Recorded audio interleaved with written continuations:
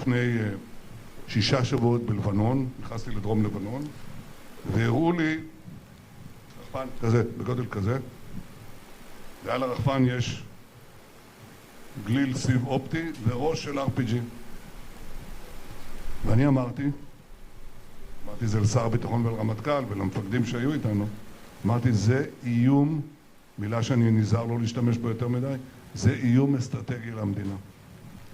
זו מגפה עולמית, אנחנו רואים את זה בין אוקראינה ורוסיה, אנחנו רואים את זה גם במקומות אחרים, זה איום אסטרטגי.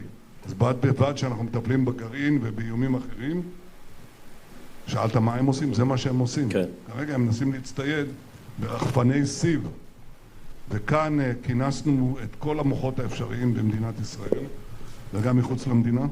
והדבר הכי מרגש שראיתי שם,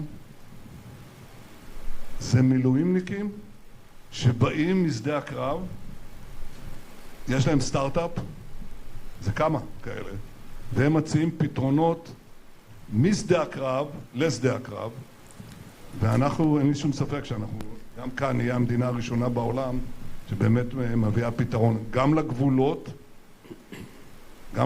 וגם לתוך ישראל, גם לתוך תל אביב, גם לתוך הבית שלך.